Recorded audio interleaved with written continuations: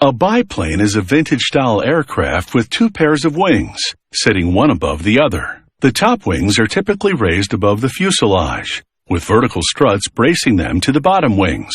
Dating back to the earliest days of aviation, they're still popular for performing aerobatics. A biplane's lower wings have ailerons, which bank the airplane to the right or left. On the plane's tail, elevators pitch the plane's nose up or down, while a rudder steers it left or right. A propeller provides the propulsion. The plane has 4 wings. Each wing has 2 spars, wooden beams at the front and rear, which form the perimeter structure. A craftsman skillfully fashions these spars out of Sitka spruce. This wood is exceedingly light, yet exceptionally strong, making it one of only a few woods approved for structural use in airplanes. After sawing the wood to the spar's shape, he mounts attachment plates made of Sitka spruce and mahogany plywood.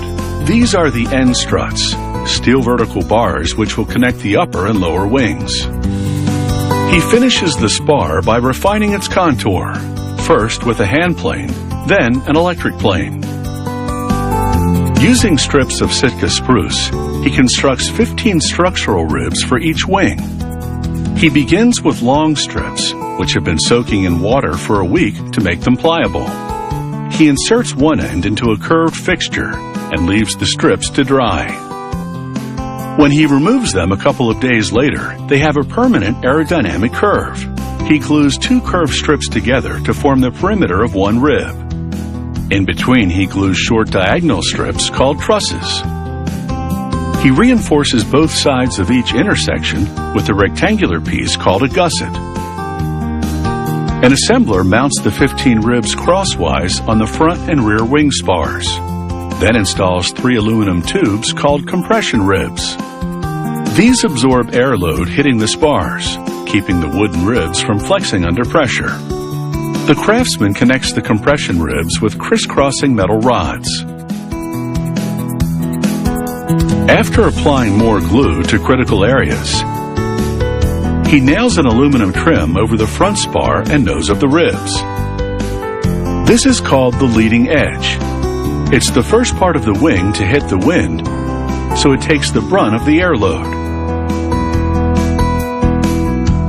Finally, he laces reinforcement tape through the ribs in an X pattern. The completed structure now moves to the covering department, where technicians drape it in heat-shrinkable polyester fabric. They cut the fabric to size, glue it to the wing perimeter, and heat the surface with an iron to shrink the fabric until it's taut. Then they stitch over the glued areas with polyester cord. They brush on a chemical which seals the pores of the fabric.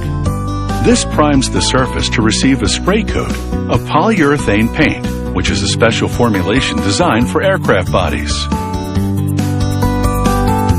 Technicians construct the fuselage frame out of high-strength steel alloy tubes.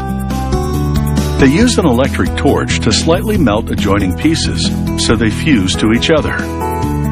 Because there's no filler metal bonding the pieces, the welds don't add any weight to the structure. After painting the frame, technicians install aluminum floor panels and bulkheads. In the tail, they add lighter weight bulkheads made of mahogany plywood and Sitka spruce. Then it's time to bolt the engine to the front of the fuselage frame.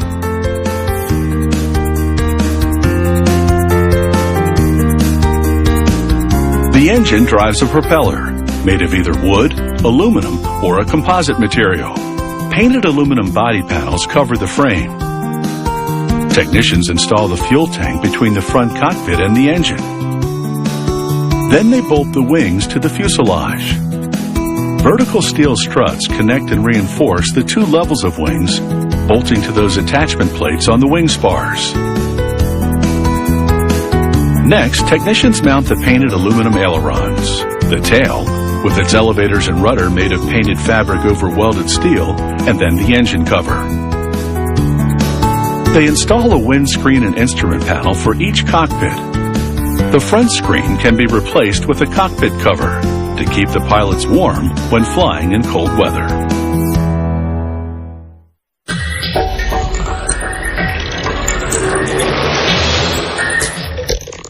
If you have any comments about the show, or if you'd like to suggest topics for future shows, drop us a line at sciencechannel.com/howitsmade.